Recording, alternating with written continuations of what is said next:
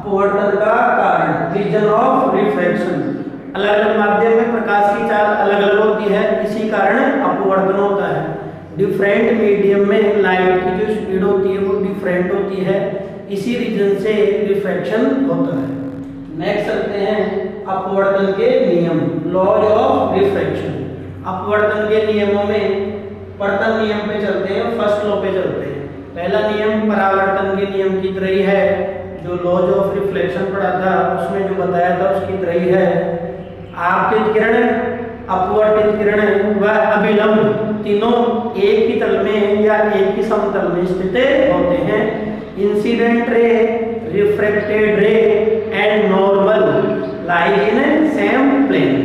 Second चलते हैं, द्वितीय नियम पे आते हैं, सेकंड लॉ पे आते हैं। उसमें आपतन कोण, आई है आपतन कोण, आपतन कोण का साइन लेना है, इसको कह सकते हैं आपतन कोण की ज्या, तथा अपवर्तन कोण की ज्या, ज्या का मतलब साइन। आई जो इंसिडेंस एंगल है उसका साइन लेना है और जो रिफ्रैक्शन एंगल है उसका भी साइन लेना है। इन दोनों का जो रेशियो होगा वो एक कांस्टेंट के बराबर होगा। मतलब आपतन कोण की ज्या तथा अपवर्तन कोण की ज्या का अनुपात एक नियतांक के बराबर होता है। ये जो नियतांक, ये जो कांस्टेंट होता है वो पहले माध्यम के सापेक्ष दूसरे माध्यम का अपवर्तनांक होता है। Refractive index of second medium with respect to first medium, इसको नोटेट करने का, डिनोट करने का मेथड होता है 1μ2, पहले माध्यम के सापेक्ष दूसरे माध्यम का अपवर्तनांक। Refractive index of second medium with respect to first medium, जिसके भी रेस्पेक्ट में फाइंड आउट करना है, जिसके भी सापेक्ष निकालना है, उसको डिवाइड में रखेंगे अपने, उसको भाग में रखेंगे। यहाँ अपन बोल रहे हैं कि पहले माध्यम के सापेक्ष दूसरे माध्यम का अपवर्तनांक, तो किसके सापेक्ष ले रहे हैं? पहले के सापेक्ष। तो पहले का जो अपवर्तनांक है वो भाग में आएगा। फर्स्ट के रेस्पेक्ट में ले रहे हैं सेकंड का, तो फर्स्ट का जो है वो डिवाइड में आएगा। ये जो सेकंड लॉ है इसको स्नेल्स लॉ भी कहते हैं। रिफ्रैक्टिव इंडेक्स जो होता है, अपवर्तनांक जो होता है वो कांस्टेंट होता है। निर्वात के लिए, वैक्यूम के लिए इसका जो वैल्यू होता है, इसका जो मान होता है, इसको नोट करने का जो तरीका होता है, डिनोट करने का जो मेथड होता है वो म्यू और एन दोनों सिंबल यूज कर सकते हैं। तो वैक्यूम के लिए इसका जो वैल्यू, इसका जो मान है वो 1 होता है। वायु के लिए, एयर के लिए इसका जो वैल्यू होता है 1.0003 होता है। नियर अबाउट इन दोनों के लिए 1 अपन यूज कर सकते हैं। जल के लिए, वाटर के लिए म्यू का वैल्यू होता है 4/3 और वी कैन से 1.33।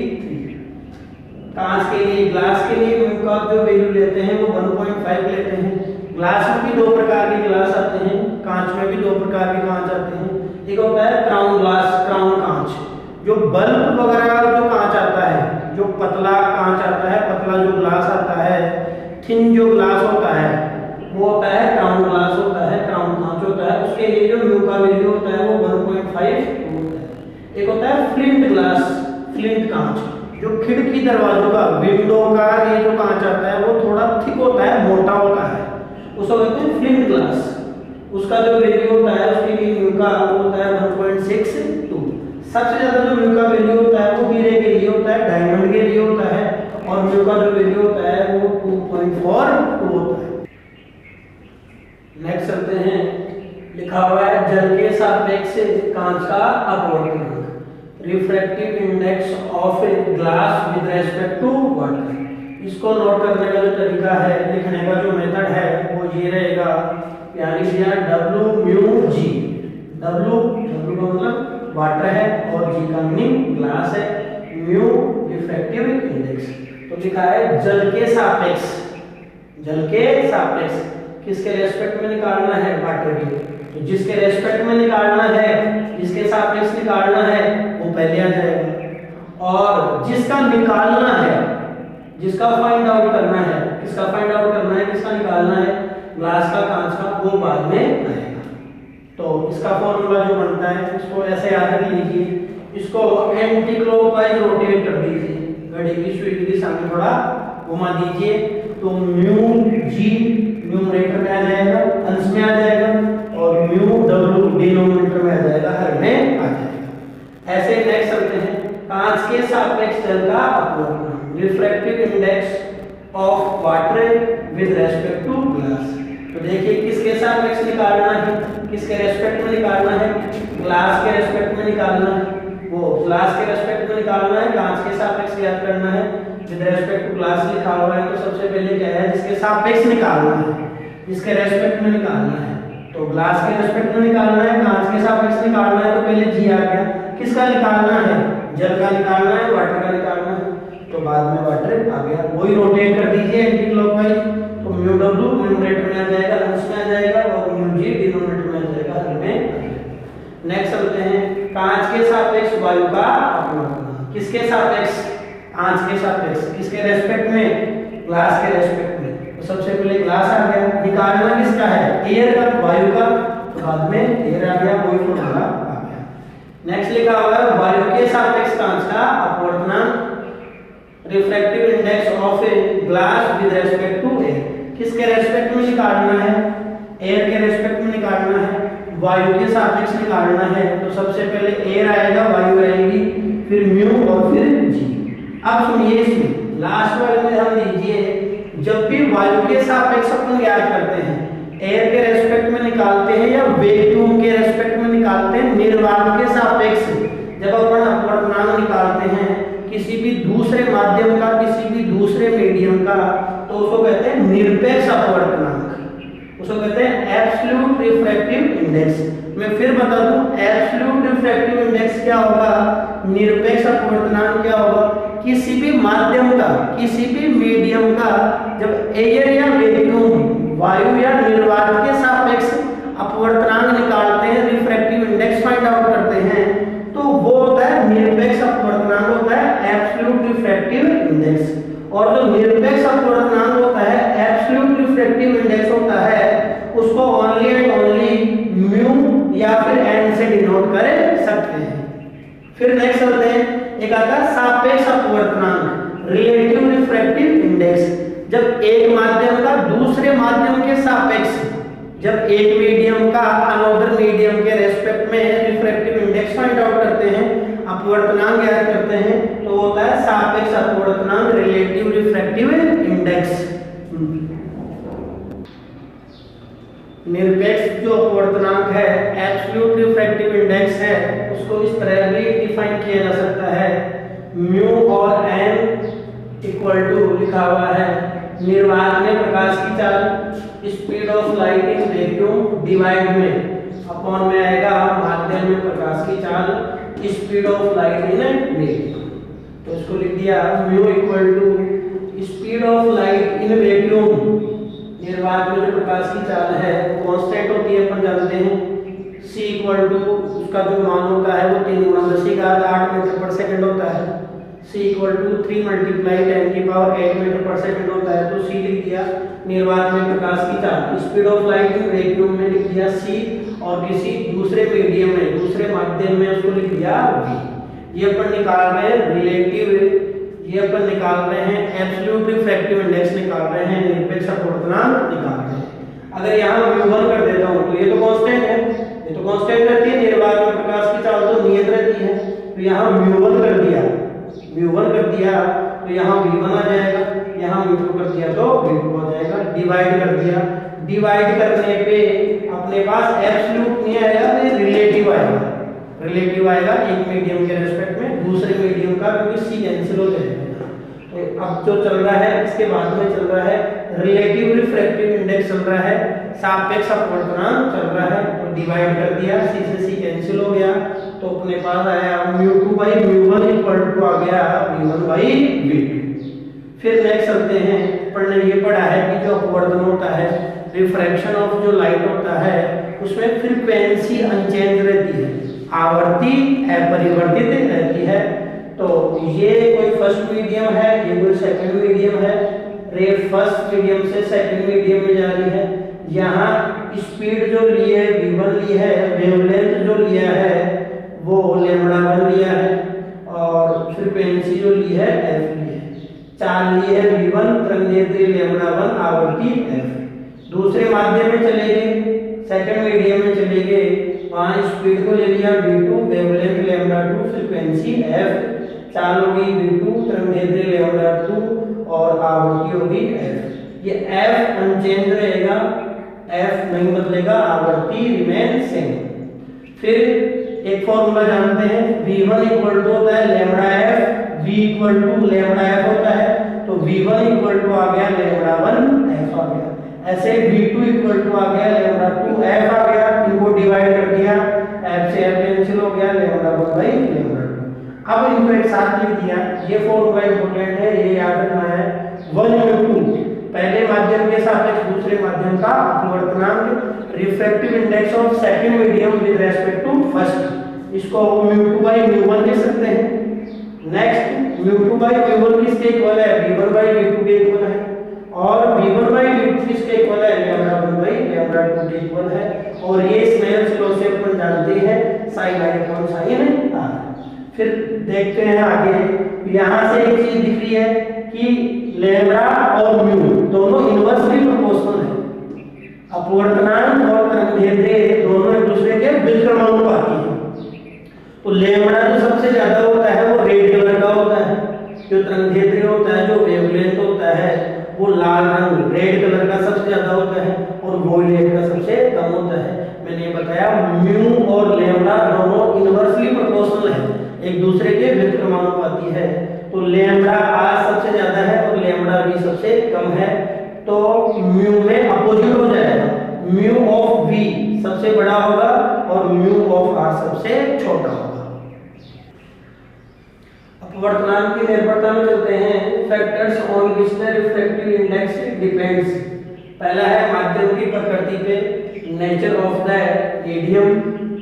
सेकंड है प्रकाश के रंग अथवा तरंगेंद्रीय पर, कलर और वेवलेंथ ऑफ लाइट। और थर्ड है माध्यम के तापमान, टेम्परेचर ऑफ मीडियम।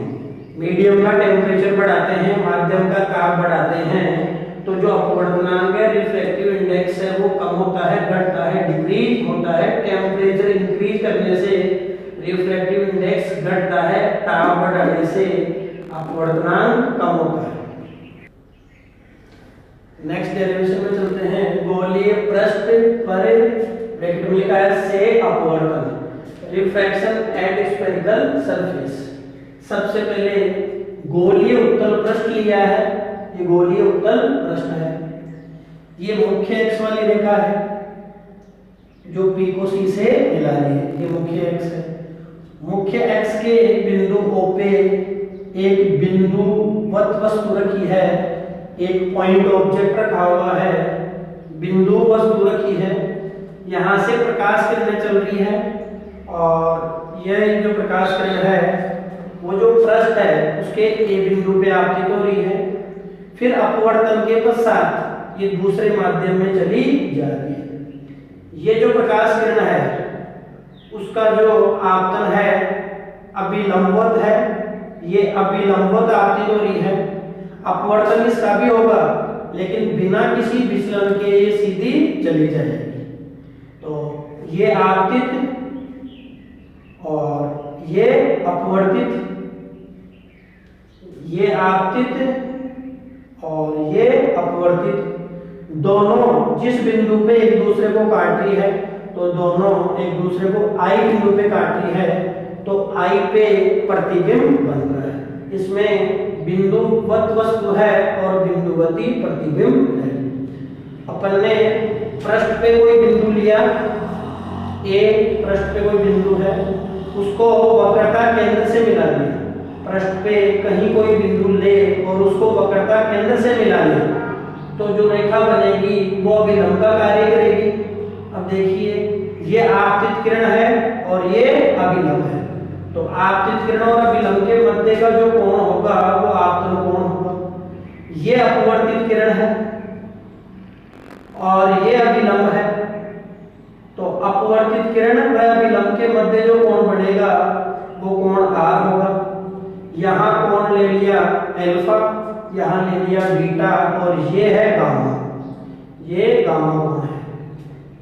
ए से जो मुख्य एक्स है उस पे लंब डाल दिया तो ये AD लंब है। दूरियों का मापन वही धनुष से करेंगे, तो P से वस्तु की दूरी है U, P से C की दूरी, ध्रुव से वक्रता केंद्र की दूरी है कैपिटल R, वक्रता त्रिज्या, और ध्रुव से प्रतिबिंब की दूरी, प्रतिबिंब बन रहा है I पे, ध्रुव से प्रतिबिंब की दूरी होगी V होगी। ये विरल माध्यम है, इसका अपवर्तनांक है μ1। ये सघन माध्यम है, इसका अपवर्तनांक है μ2। एक कॉन्वेक्स स्फेरिकल सरफेस है, ये इसकी प्रिंसिपल एक्सिस है जो P को C से लाइन ज्वाइन कर रही है। प्रिंसिपल एक्सिस के O पॉइंट पे कोई पॉइंट ऑब्जेक्ट रखा है, यहाँ से रेज स्टार्ट हो रही है और A पॉइंट पे इंसिडेंट हो रही है। आफ्टर रिफ्रैक्शन वो अनदर मीडियम में एंटर कर रही है। एक रे और स्टार्ट हुई, इसका जो इंसिडेंस है वो नॉर्मल इंसिडेंस है, इसका भी यहाँ से रिफ्रैक्शन हो गया। दोनों रिफ्रैक्टेड रे जिस पॉइंट पे इंटरसेक्ट कर रही है वो पॉइंट I है और I पे इमेज फॉर्म्ड हो रही है। ये रेरर मीडियम है, इसका रिफ्रैक्टिव इंडेक्स है μ1। ये डेंसर मीडियम है, इसका रिफ्रैक्टिव इंडेक्स है μ2। ए से प्रिंसिपल एक्सिस पे परपेंडिकुलर बनाया जो D पॉइंट पे इंटरसेक्ट कर रहा है। ये एंगल ले लिया अल्फा, ये एंगल है बीटा और ये एंगल है गामा। ए को C से ज्वाइन किया, जो कॉन्वेक्स स्फेरिकल सरफेस है उस पे कोई पॉइंट A लिया, A को C से ज्वाइन किया, तो स्फेरिकल सरफेस पे कहीं कोई पॉइंट ले और उसको जब सेंटर ऑफ कर्वेचर से ज्वाइन कर दे तो जो लाइन होगी वो नॉर्मल का वर्क करेगी, नॉर्मल का कार्य करेगी। तो ये नॉर्मल हो गया, ये डॉटेड जो लाइन है वो नॉर्मल हो गया।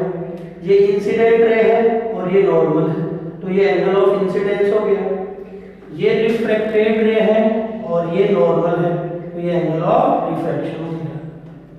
डिस्टेंस का मेजरमेंट पोल से होगा, तो O पॉइंट पे ऑब्जेक्ट है, पोल से ऑब्जेक्ट का जो डिस्टेंस है वो U हो गया। P से C का जो डिस्टेंस होता है, पोल से सेंटर ऑफ कर्वेचर का जो डिस्टेंस होता है वो रेडियस ऑफ कर्वेचर हो गया, कैपिटल R हो गया, और P से इमेज का जो डिस्टेंस है वो V हो गया।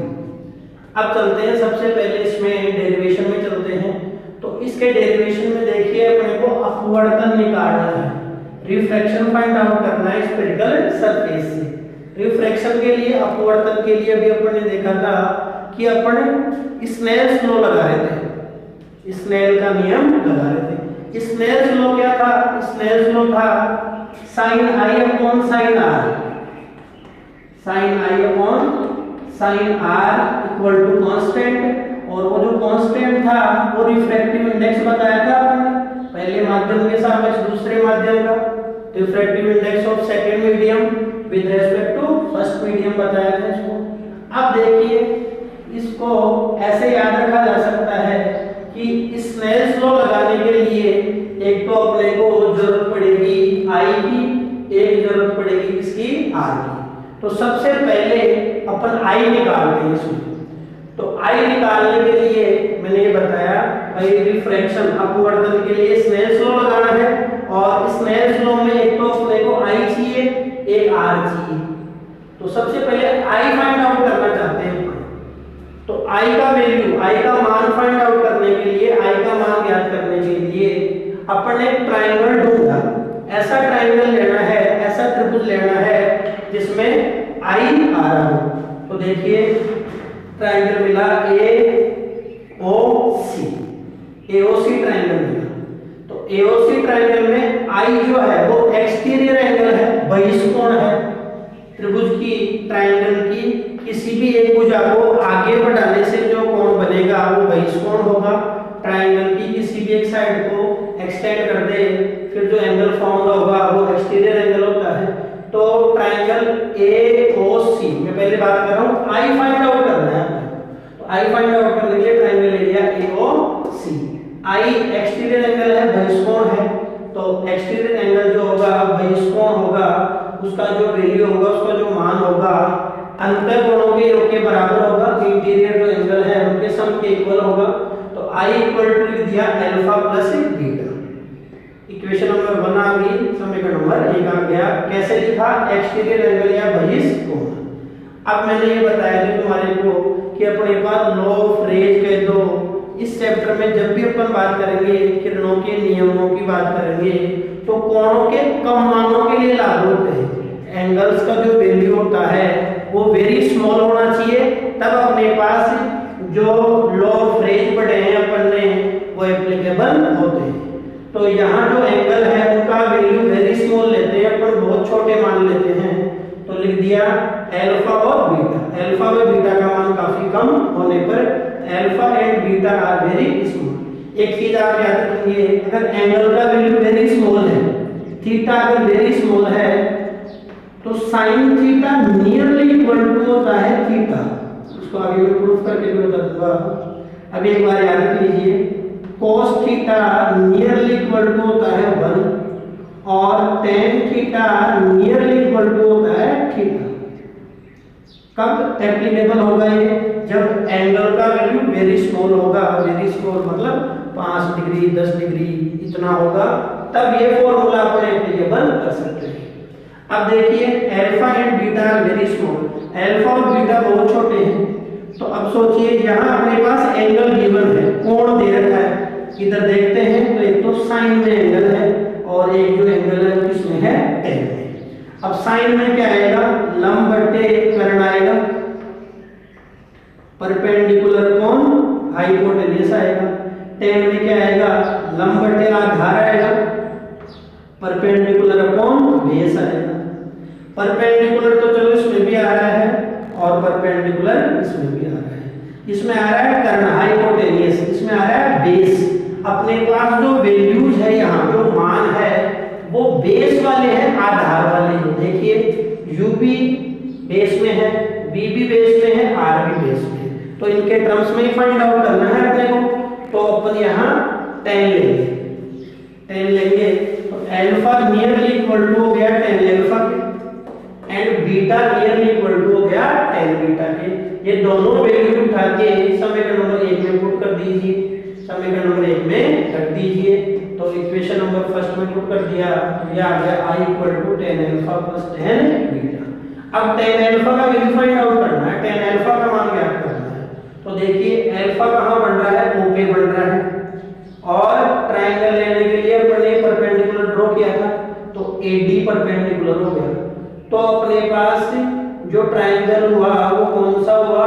AOD। तो tan अल्फा के लिए अपने ट्रायंगल ले लिया AOD। अब ऐसे ही AD तो सब में आएगा, इस वजह से याद रखो AD तो सब में आएगा। फिर A और D दो पॉइंट तो हो गए, तीसरा पॉइंट कौन सा लेना है? जहां एंगल बन रहा है, जहां कोण बन रहा है। तो AD तो आएगा, फिर अल्फा देखो कहां बन रहा है? अल्फा बन रहा है O पे, तो ट्रायंगल ले लिया AOD। तो AOD फिर tan निकालना है, परपेंडिकुलर अपॉन बेस, लंब बटे आधार। तो एंगल के फ्रंट वाली साइड परपेंडिकुलर, तो AD हो गया, लंब हो गया, परपेंडिकुलर हो गया, आधार जो बेस है वो OD हो गया। अब ऐसे मेरे को बताइए tan बीटा फाइंड आउट करना है तो AD तो आना ही आना है। फिर देख लो बीटा कहां बढ़ रहा है? तो बीटा कहां बढ़ रहा है? C पे बढ़ रहा है, तो ट्रायंगल हो गया ACD। तो tan बीटा के लिए नेक्स्ट ट्रायंगल ले लिया ACD ले लिया, वही tan बीटा निकालना है, परपेंडिकुलर अपॉन बेस, लंब बटे आधार। तो ACD ये एंगल हो गया, ये परपेंडिकुलर, ये बेस। तो ये परपेंडिकुलर हो गया AD और बेस जो आधार है वो हो गया BC हो गया। अब इक्वेशन नंबर 3 समीकरण नंबर 3 व समीकरण नंबर 4 से मान उठा के अपन ने समीकरण नंबर 2 में रख दिए, वैल्यूज पुट कर दिया इक्वेशन नंबर 3 और 4 से, वैल्यूज पुट कर दिया इक्वेशन नंबर 2। तो ये आ गया i equal to tan alpha की प्लेस पे पुट कर दिया, tan अल्फा की जगह लिख दिया AD अपॉन OD लिख दिया, प्लस tan बीटा के प्लेस पे लिख दिया AD अपॉन BC लिख दिया। इक्वेशन नंबर 5 आ गई, समीकरण नंबर 5 हो गया। अपना पहला काम हो गया, i का मान आ गया, i का वैल्यू अपन ने फाइंड आउट कर लिया। अब आप सोच सकते हैं आगे अपन किसका वैल्यू ज्ञात करने वाले हैं, किसका मान फाइंड आउट करने वाले हैं? r का वैल्यू फाइंड आउट करेंगे, अपना r का मान ज्ञात करेंगे, फिर स्नेल्स लॉ लगा देंगे, स्नेल का नियम लगा देंगे। तो देखिए r कहां मिलेगा अपने को?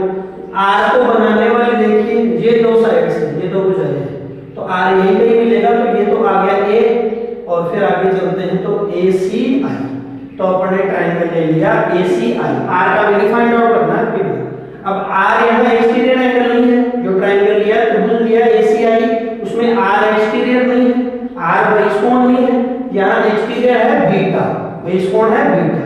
तो बीटा का जो मान है, बीटा का जो वैल्यू है वो आर और गामा के सम के इक्वल हो गया, तो लिख दिया beta equal to R plus gamma, क्योंकि यहाँ जो बेस कोण है वो बीटा है, एक्सटीरियर एंगल है वो बीटा है, तो बीटा इक्वल टू आ गया आर प्लस गामा।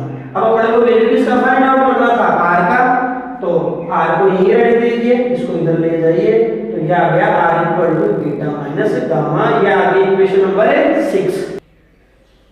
समीकरण नंबर 6 लिखा हुआ है R equal to beta minus gamma. फिर वही कोणों का मान काफी कम मान लिया, एंगल का वैल्यू वेरी स्मॉल ले लिया, तो लिखा है बीटा व गामा का मान काफी कम होने पर beta and gamma are very small. मैंने बताया था कि एंगल का वैल्यू जब कोण का मान काफी कम हो तो वो साइन के इक्वल भी हो सकता है, नियरली इक्वल टू भी हो सकता है, और tan के नियरली इक्वल टू भी हो सकता है। अपन ने देखा था साइन क्यों नहीं ले रहे थे, क्योंकि साइन में हाइपोटेनियस आ रहा था, कर्ण आ रहा था, जबकि tan क्यों लिया, tan में बेस आ रहा है और जो वैल्यूज है वो बेस वाले हैं, ऐसा कह सकते हैं अपन, तो अपन ने tan लिया है, तो बीटा नियरली इक्वल टू लगभग बराबर हो गया tan बीटा के, और गामा लगभग बराबर हो गया नियरली इक्वल टू हो गया tan गामा के। ये दोनों जो मान है, दोनों जो वैल्यूज है, समीकरण नंबर 6 में रख देता हूं, समीकरण नंबर 6 में पुट कर देते हैं, तो क्या आएगा r इक्वल टू बीटा के प्लेस पे आ गया tan बीटा, माइनस के प्लेस पे माइनस आ गया, और गामा के प्लेस पे आ गया tan गामा। बीटा की जगह आ गया tan बीटा और गामा की जगह आ गया tan। फिर आगे चलते हैं tan बीटा का वैल्यू अपन ज्ञात कर चुके हैं, tan बीटा का वैल्यू फाइंड आउट कर चुके हैं, जो इक्वेशन नंबर 4 में है, समीकरण नंबर 4 में है, तो वापस से फाइंड आउट नहीं करना है, वापस से याद नहीं करना है। अब देखिए अपने को वैल्यू फाइंड आउट करना है, मान याद करना है tan गामा का। मैंने बताया था AD तो सब में आएगा ही आएगा, AD तो सब में आएगा ही आएगा, बस देखो गामा कहाँ बन रहा है, वो बन रहा है I पे, तो ट्रायंगल ले लिया, त्रिभुज ले लिया AID, इसको ऐसे ही याद रख सकते हैं। AD तो सब में आ रहा है, फिर जब अल्फा लेना था तो ले लिया AOD, AD सब में आ रहा है, बीटा लेना था तो ACD ले लिया, AD तो आ ही रहा है, जब अपने को गामा लेना है तो ले लिया AID, और भी अपन ने AID ले लिया, वही tan gamma perpendicular upon base लंब बटे आधार, ये एंगल है तो ये परपेंडिकुलर हो गया, लंब हो गया AD, और जो बेस है आधार है वो हो गया DI। ये इक्वेशन नंबर 8 हो गई, समीकरण नंबर 8 हो गया। अब देखिए समीकरण नंबर 7 में मान रखना है, तो tan बीटा का, तो tan बीटा का तो रखेंगे समीकरण नंबर 4 से, समीकरण नंबर 4 से रखेंगे, और tan गामा का समीकरण नंबर 8 से रखेंगे, तो वही लिख दिया हमने कि समीकरण नंबर 4 में समीकरण नंबर 8 से मान समीकरण नंबर 7 में रखेंगे, इसमें मान रखा है, वैल्यू पुट किया है इक्वेशन नंबर 4 से, और इक्वेशन नंबर 8 से इक्वेशन नंबर 7 में वैल्यू पुट किया है। तो देखिए r equal to tan beta का तो यहां से पुट कर दिया, AD upon DC, AD upon DC put कर दिया, फिर माइनस के प्लेस पे माइनस आ ही गया, माइनस के सामने माइनस आ ही गया, tan गामा का जो वैल्यू है AD अपॉन DI पुट कर दिया। अब आगे चलते हैं, तो स्नेल का नियम लगाएंगे बाय यूजिंग स्नेल्स लॉ। तो स्नेल का नियम लगाएंगे, तो पहले माध्यम से दूसरे माध्यम में जा रहे हैं, विरल से सघन में जा रहे हैं, तो पहले माध्यम जहां से रवाना होंगे उसके सापेक्ष लिया जाएगा, किसका, जिसमें जाएंगे, जहां से स्टार्ट होंगे उसके रेस्पेक्ट में लेना है, और किसका रिफ्रैक्टिव इंडेक्स लेना है, जिसमें जा रहे हैं। तो पहले माध्यम के सापेक्ष दूसरे माध्यम का अपवर्तनांक आएगा, refractive index of second medium with respect to first medium. मैं फिर बता दूं, जहां से स्टार्ट होते हैं उसके रेस्पेक्ट में निकाला जाता है, और जिसमें जाते हैं उसका निकाला जाता है। जैसे मान लो ये एयर है और ये वाटर है, तो अब क्या होगा, एयर के रेस्पेक्ट में किसका निकालेंगे, वाटर का, मतलब वायु के साथ में किसका निकालेंगे, जल का। ऐसे ही अपन पहले मीडियम से स्टार्ट हुए और सेकंड मीडियम में जा रहे हैं, तो फर्स्ट मीडियम के रेस्पेक्ट में सेकंड मीडियम का रिफ्रैक्टिव इंडेक्स, पहले माध्यम के सापेक्ष दूसरे माध्यम का अपवर्तनांक। तो लिखा है 1μ2, पहले माध्यम के सापेक्ष दूसरे माध्यम का अपवर्तनांक, refractive index of second medium with respect to first medium. तो वही स्नेल्स लॉ लगा दिया, sin i upon sin r। अब i के लिए अपन ने समीकरण नंबर 5 निकाला था, और r के लिए अपना जो समीकरण आया है, इक्वेशन आई है वो 9i है। i के लिए इक्वेशन है 5 और r के लिए इक्वेशन है 9। ये दोनों वैल्यूज निकालिए, अपुट करने हैं। देखिए अपन ने जो एंगल लिया है अल्फा बीटा गामा, इनका जो मान है वो काफी कम मान लिया। अल्फा बीटा गामा का वैल्यूज है वेरी स्मॉल मान लिया। सारे एंगल ही यहाँ बहुत छोटे हैं, जितने भी सारे एंगल है वो वेरी स्मॉल है, तो i और r को भी स्मॉल लेना पड़ेगा। तो यहाँ ले लिया i और r का मान भी काफी कम होने पर i and r are very small. तो वही है, अब की बार तो अपने पास एंगल नहीं है, साइन भी दे रखा है। तो मैंने बताया था sine theta nearly equal to theta होता है, तो sine i nearly equal to हो जाएगा i और sine r nearly equal to हो जाएगा r। अब साइन i के प्लेस पे i लिख सकते हैं और साइन r के प्लेस पे r लिख सकते हैं। तो left hand side as it is आ गई, ऐसे कैसे आ गई। साइन i की जगह साइन i के प्लेस पे i लिख दिया और साइन r के प्लेस पे r लिख दिया। क्रॉस मल्टीप्लाई कर लिया तो μ2 r से मल्टीप्लाई हो गया, μ1 i से मल्टीप्लाई हो गया, बदलुणा कर लिया, गया। अब एक तो अपने को r का मान रखना है, r का वैल्यू पुट करना है, एक i का वैल्यू पुट करना है, r का मान रखना है। तो μ2 को एज इट इज रख दिया, r का जो वैल्यू है, r का जो मान है वो समीकरण नंबर 9 में मिल रहा है, समीकरण नंबर 9 से पुट करना है। ये 9 से पुट कर दिया, एज इट इज देख लीजिए, और इक्वल में ये μ1 आ गया, i का वैल्यू समीकरण नंबर 5 से, इक्वेशन नंबर 5 से ये पुट कर दिया। अब इधर देखिए ये AD है, ये AD है, इधर से AD कॉमन आएगा, इधर से भी AD कॉमन आएगा, वो कैंसिल हो जाएगा। उस स्टेप को मैं नहीं बता रहा, आप समझ लीजिए।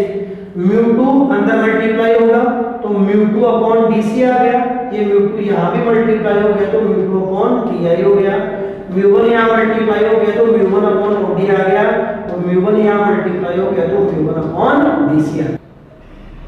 अब देखिए ये जो लिखा है μ2 अपॉन DC लिखा है, ये लिखा है μ1 अपॉन DC। इसके डिनोमिनेटर में, इसके हर में भी DC है और इसके डिनोमिनेटर में हर में भी DC है, दोनों को एक साथ कर लेते हैं। तो इस वाले स्टेप को मैं इधर ले आता हूँ, इस वाले को उधर भेज देते हैं, तो ये वाला माइनस का हो जाएगा इधर आके, तो ये μ2 अपॉन DC को एज इट इज है, ये इधर आके माइनस का हो गया, माइनस का μ1 अपॉन DC। ये एज इट इज इधर है μ1 अपॉन OD है, इसको इधर ले गए तो ये प्लस का हो गया, तो ये आ गया प्लस का μ2 अपॉन DI। अब इन दोनों का जो एलसीएम है, इन दोनों का जो लघुत्तम है वो क्या आ गया, DC आ गया। इन दोनों का एलसीएम जो लघुत्तम है वो DC आ गया, ये आ गया μ2 माइनस μ1, इसको एज इट इज लिख दिया μ1 अपॉन OD, और ये आ गया μ2 अपॉन DI। अब अपन ने क्या माना है, देखो दूरियों का जो मापन है, डिस्टेंस का जो मेजरमेंट है वो बॉल से होता है। तो अपन ने जो D पॉइंट है, D जो बिंदु है उसको P के अति निकट माना है, मतलब इन दोनों के मध्य की दूरी को अपन ने नगण्य मान लिया, अपने पास नगण्य मान लिया, नेग्लिजिबल कर दिया, तो लिख दिया D and P point are close to each other. अब देखिए यहाँ DC आ रहा है, D से C तक, तो D से C तक कोई डेफिनेशन लागू नहीं होती है, कोई परिभाषा लागू नहीं होती है। तो ये जो DC है, अपन ने बताया भाई P और D दोनों एक दूसरे के अति निकट है, very close to each other है। तो P और D जब एक दूसरे के अति निकट है, मतलब इन दोनों के मध्य की दूरी नगण्य है, तो D से C तक जाइए या P से C तक जाइए, ज्यादा डिफरेंस नहीं आएगा। तो अपन ने ये बताया भाई ध्रुव से मापेंगे दूरियां, तो DC नियरली इक्वल टू लगभग बराबर हो गया PC के, और P से C तक डेफिनेशन लागू होती है R। R की किरणों की समान दिशा में आ रहे हैं, इंसिडेंट रे की सेम डायरेक्शन में आ रहे हैं, ये इंसिडेंट रे है सेम डायरेक्शन में आ रहे हैं, तो ये वैल्यू पॉजिटिव आ गया, मान धनात्मक आ गया। फिर चलते हैं OD, देखिए ये OD P से मापना है, तो OD नियरली इक्वल टू हो जाएगा OP के, तो तो लिख दिया OD nearly equal to OP हो गया। अब P से O तक ऑब्जेक्ट का डिस्टेंस होता है, वस्तु की दूरी होती है, वो इंसिडेंट रे के अपोजिट जाना पड़ रहा है, आपतित किरणों के विपरीत दिशा में जाना पड़ रहा है, तो माइनस का U ले लिया। फिर DI, ये DI नियरली इक्वल टू किसके हो जाएगा, PI के, क्योंकि अपन पोल से मापते हैं दूरियां, ध्रुव से मापते हैं, तो DI नियरली इक्वल टू हो गया PI, और आपतित किरणों की समान दिशा में आ रहे हैं, इसलिए V धनात्मक आ गया। ये तीनों वैल्यू यहां पुट कर दीजिए। तो समीकरण नंबर 12 में वैल्यू पुट कर दिया, DC के प्लेस पे, DC के स्थान पर रख दिया R, तो μ2 माइनस μ1 अपॉन R, μ1 इज है, OD के प्लेस पे रख दिया माइनस का U रख दिया, और μ2 के प्लेस पे μ2 है, DI के प्लेस पे रख दिया हमने ये रख दिया। ये फॉर्मूला निकल के आ गया गोलीय पृष्ठ पर या से अपवर्तन का रिफ्लेक्शन एट स्फेरिकल सरफेस। ये कब फॉर्मूला आया, कब सूत्र आया, जब अपन विरल माध्यम से किसमें गए हैं, सघन माध्यम में, विरल से सघन में गए हैं। रेयर टू कहां गए बताओ, डेंसर गए, रेयर टू डेंसर गए, तब ये फॉर्मूला निकल के आया। अगर मान लो कहीं अपने को डेंसर टू रेयर जाना पड़े, सघन से किसमें जाना पड़े, विरल में, सोचो इधर सघन होता, इधर विरल होता, इधर डेंसर होता, इधर रेयर होता, तो क्या इस फॉर्मूले में क्या चेंज होगा, क्या परिवर्तन करना है, सघन से विरल में जाने पर फ्रॉम डेंसर टू रेयर, जहां μ1 है वहां μ2 कर देंगे, और जहां μ2 है वहां μ1 कर देंगे। तो ये जो फॉर्मूला है ये कब यूज करेंगे आप, जब डेंसर से रेयर में जा रहे हो, जब सघन से किसमें जा रहे हो, विरल में। और ये फॉर्मूला कब यूज करेंगे, ये सूत्र कब काम में लेंगे, जब विरल से किसमें जा रहे हो, सघन में जा रहे हो।